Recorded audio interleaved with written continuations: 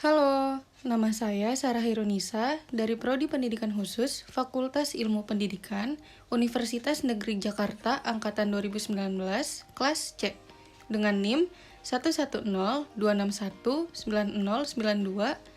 Dan kali ini kita akan membahas tentang implementasi teori modifikasi perilaku pada anak dengan tunalaras, yaitu pada perubahan perilaku saat di kelas. Yuk kita pelajari dan tonton bersama. Implementasi teori modifikasi perilaku pada anak dengan tunalaras atau anak dengan gangguan emosi dan perilaku yang akan kita bahas pada video kali ini ada 3, yaitu yang pertama teori classical response conditioning menurut Ivan Pavlov, lalu yang kedua teori operant conditioning oleh B.F. Skinner, lalu teori yang terakhir adalah teori teknik modeling menurut Albert Bandura yang nantinya akan kita bahas satu persatu pengertian dan implementasinya. Selanjutnya akan kita pelajari terlebih dahulu siapa itu anak dengan tunalaras. Daniel P. Halahan mengatakan anak tunalaras adalah anak yang memiliki masalah dalam berperilaku, tidak hanya perilaku yang berbeda dengan kondisi normal, tetapi secara kronis dan mencolok, yang mana ketika berinteraksi dengan lingkungan sosial dan budaya tidak dapat diterima. Menurut Peraturan Pemerintah Nomor 2 Tahun 89 dan Nomor 71 Tahun 91, tunalaras merupakan gangguan atau kelainan tingkah laku sehingga kurang dapat menyesuaikan diri dengan baik terhadap lingkungan keluarga, sekolah, dan masyarakat. Selanjutnya, kita akan membahas tentang karakteristik anak dengan tunalaras. Menurut Slavin, ada beberapa karakteristik anak dengan tunalaras, yaitu yang pertama, kurang mampu dalam belajar yang bukan disebabkan karena faktor intelektual, sensori, ataupun kesehatan. Lalu yang kedua, tidak mampu membangun atau memelihara hubungan interpersonal yang baik dengan guru atau teman sebaya. Lalu yang terakhir, seringkali menampilkan perilaku yang tidak sopan. Selanjutnya, kita akan membahas tentang teori classical response conditioning, yaitu sebuah prosedur penciptaan refleks baru dengan cara mendatangkan stimulus sebelum terjadinya refleks tersebut.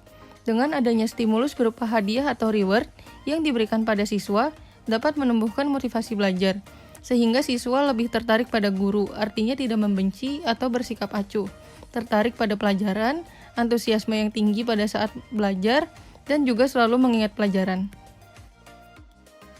Tokoh dari teori classical response conditioning ini adalah Ivan Petrovich Pavlov, atau yang biasa kita sebut dan kenal dengan Ivan Pavlov. Beliau lahir tanggal 14 September tahun 1849 dan wafat tanggal 27 Februari tahun 1936. Semasa hidupnya, beliau adalah seorang fisiolog dan dokter dari Rusia.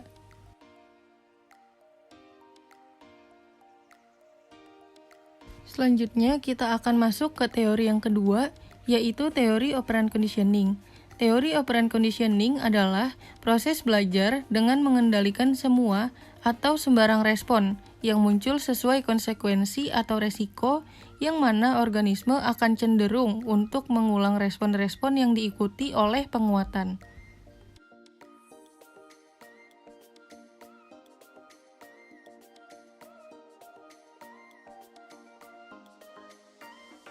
Tokoh dari teori operant conditioning ini adalah Burrhus Frederick Skinner atau yang biasa kita sebut dengan B.F. Skinner.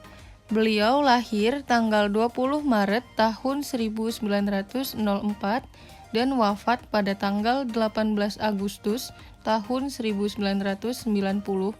Dan beliau semasa hidupnya adalah seorang psikolog di Amerika Serikat. Teori selanjutnya adalah teori teknik modeling.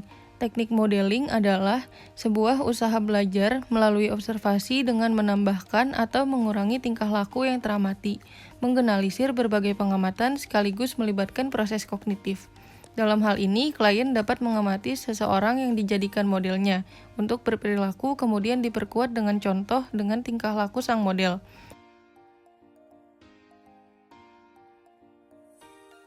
Tokoh dari teori teknik modeling adalah Albert Bandura, atau yang biasa kita sebut dan kenal juga sebagai Albert Bandura.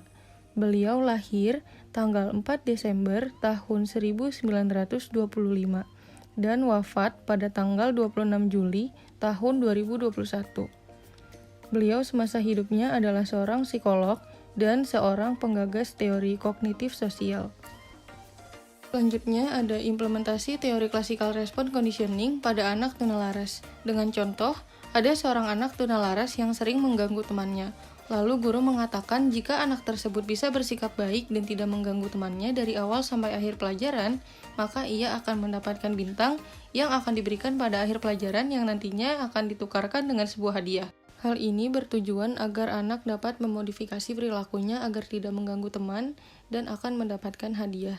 Selanjutnya, ada implementasi teori operant conditioning pada anak dengan tunalaras. Dengan contoh, dalam suatu kelas terdapat satu anak tunalaras yang sering mengganggu temannya. Jika anak tersebut berhasil tidak mengganggu temannya selama 1 jam pelajaran, maka ia akan diberikan reinforcement positif atau pujian dan hadiah. Tapi jika anak tersebut masih mengganggu temannya, ia akan mendapatkan reinforcement negatif atau teguran. Hal ini bertujuan agar anak mampu mengubah perilakunya lewat reinforcement positif atau negatif. Implementasi yang terakhir adalah implementasi teori teknik modeling pada anak dengan tunalaras. Dengan contoh, seorang anak tunalaras diajak oleh gurunya untuk menonton video yang bertemakan etika dan kesopanan dalam kelas. Hal ini diharapkan agar anak tunalaras tersebut dapat mencontoh hal-hal baik dan juga dapat mempraktekannya di dalam kelas, sehingga ia bisa bersikap sopan dan tidak mengganggu temannya dan mau mengerjakan dan mengikuti instruksi guru saat berada di kelas. Sekian informasi dan juga pembelajaran yang bisa saya sampaikan. Semoga bermanfaat dan terima kasih. Sampai jumpa di video tugas selanjutnya.